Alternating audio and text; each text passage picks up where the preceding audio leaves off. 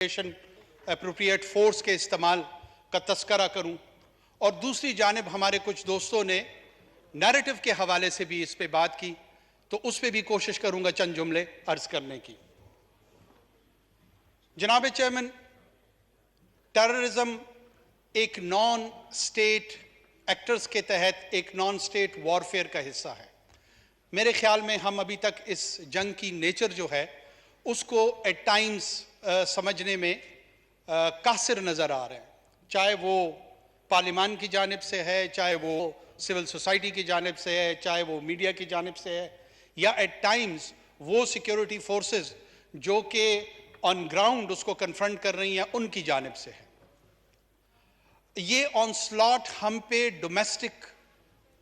Front سے unleash ہوا ہے۔ جناب چیئرمین، ہندوستان ہم پہ حملہ آور نہیں ہوا،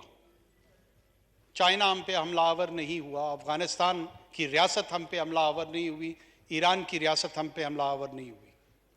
نہ یورپین یونین نے برسلز میں ڈیسائیڈ کر کے میزائلز ہم پہ فائر کیے۔ یہ ہماری اپنی پاپولیشن کے سکیوڈ ویوز رکھنے والے چند عناصر ہیں جو نان سٹیٹ ایکٹرز کی صورت میں ہم پہ حملہ آور ہوئے، اور ہمارا رسپانس میکانزم جس کو ہم ریاست، یہ لفظ بار بار تواتر کے ساتھ ہم استعمال کرتے ہیں، بنیادی طور پہ ریاست کیا ہے؟ یہ اجماع ان افراد کا ہے جنہوں نے چند اداروں کے اختیار اور اقدار کو اپنے ہاتھ میں لیا ہوا ہے اور اس کو لیجٹمیسی حاصل ہے۔ اسی لیے قتل میں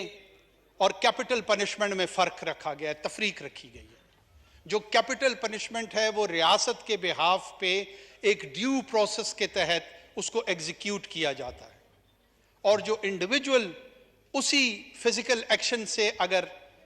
اس قسم کا کانسیکوینس سامنے لے کر آتا ہے تو اسے ہم قتل گردانتے ہیں۔ اس رسپانس میکانزم میں ہمارے پاس سول لا انفورسمنٹ ایجنسیز تھی اور ہمارے پاس ایک کنونشنل ملٹری تھی۔ جناب اسپیکر، کنونشنل ملٹری کی ٹریننگ جو برٹش کلونیل لیگسی کے تحت 200 سال سے ہمارے پاس ملی اور پوسٹ انڈیپینڈنس 70 سال ہم نے اسے گروم کیا، وہ یوزولی کنونشنل وارفیئر کی تیاری میں تھی۔ وہ ٹیررزم کی تیاری میں ہم نے ان کو ان ٹرمز آف کیپیسٹی بلڈنگ اور ٹریننگ کبھی نہ رکھا نہ سمجھا۔ جب یہ تھریٹ ہمارے سامنے آیا تو military was morphed into a counter terrorism force, اور جو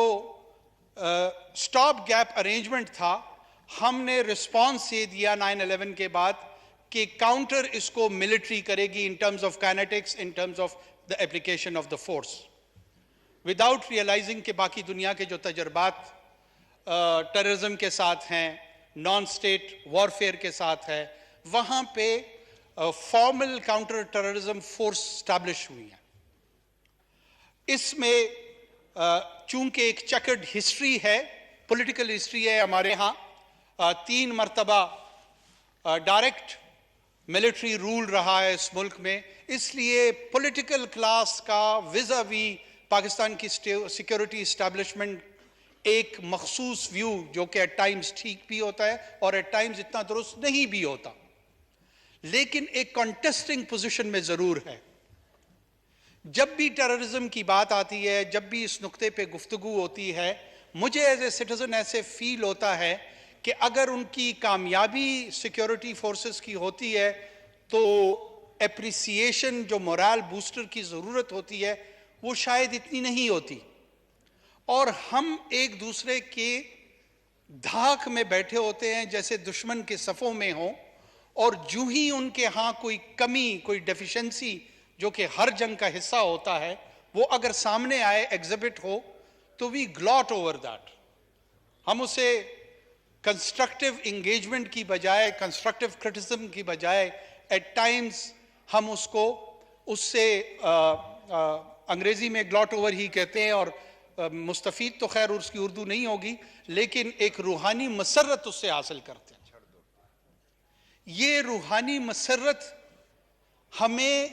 مسئلے کے حل کی طرف نہیں لے جا رہی، یہ وقتی طور پہ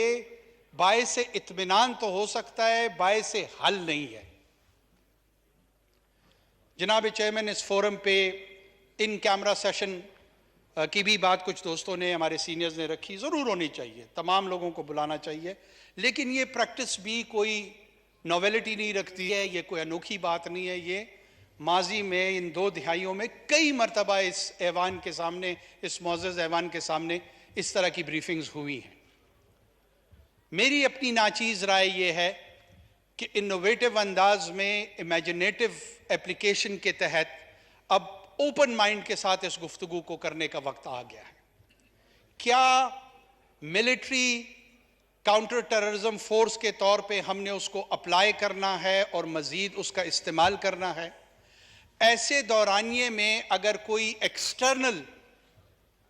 ملٹری ایڈونچر ہوتا ہے ہمارے ایسٹرن سائڈ سے یا کسی اور طرف سے، ایسٹرن سائڈ سے زیادہ اس کی پریزمپشن ہوتی ہے، تو ایسی صورتحال میں ہم کیا کریں گے؟ اس وقت جس ٹو فرنٹ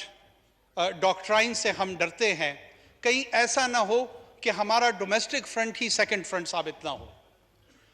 میں اس کی سینسٹیوٹی کو مد نظر رکھتے ہوئے اس کو بہت زیادہ مفصل انداز میں بات نہیں کرنا چاہ رہا، لیکن اتنا اشارہ ضرور دوں گا کہ اس پہ کنسٹرکٹیو ڈیبیٹ کی اور کنسٹرکٹیو ڈائیلاگ کی اشد ضرورت ہے۔ دوسری جانب جو دوسرا امپورٹنٹ نوانس میں سمجھتا ہوں یا شیڈ سمجھتا ہوں، وہ نیریٹو کے حوالے سے ہے۔ ہمارے کچھ دوستوں نے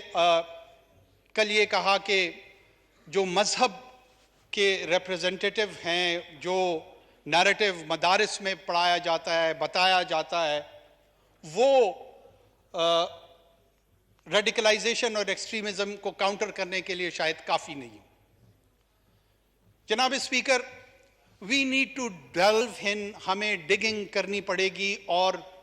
اس مسئلے کی جو ڈائسیکشن ہے وہ آبجیکٹیولی کرنی پڑے گی۔ آپ کی توجہ چاہتا ہوں جناب اسپیکر۔ نیریٹو جتنا ایٹ لیسٹ ٹیررزم ہمارے ہاں یا وائلنس کو ہم فیس کر رہے ہیں، یہ ملٹی فیسڈ وائلنس ہے۔ میرے صوبے میں ایتھنک انسپائرڈ وائلنس موجود ہے، جس میں کسی ایک مخصوص قوم کو بنیاد بنا کر اس کی بنیاد پہ ایک مسلح تحریک اور جدوجہد کی جاتی ہے، اور باقی ماندہ پاکستان میں مذہب کی بنیاد پہ وائلنس کو پرپیٹریٹ کیا جاتا ہے۔ میں دونوں کی کاؤنٹر نیریٹو پہ ضرور بات کرنا چاہوں گا۔ یہ حقیقت اپنی جگہ پر میرے خیال میں اسٹیبلشڈ ہے کہ جو لوگ ریلیجس انسپائرڈ وائلنس میں استعمال ہوتے ہیں، ان کے پاس مین سٹریم مذہب کی سند نہیں ہے۔ جو مین سٹریم سنی اور شیعہ اسلام ہے، حوزہ نجف جو کہ اہل تشیع میں روحانی طور پر سب سے سپیریئر اسپریچول سٹیٹس رکھتا ہے۔ آیت اللہ سیستانی ایک حجت الاسلام، ایک بہت بڑا روحانی نام اور شخصیت اہل تشیع کے ہاں، اور ان کا جو میں سمجھتا ہوں احترام ہے، وہ اہل سنت کے ہاں بھی بہت زیادہ ہے۔ کہیں پر خراج یا خارجیوں کی یا اس ریڈیکلائزیشن کی سند یا فتویٰ یا لیگل اوپینین ان کی جانب سے نہیں آئی۔ اہل سنت میں چاہے اہل دیوبند ہوں، چاہے اہل بریلی ہوں،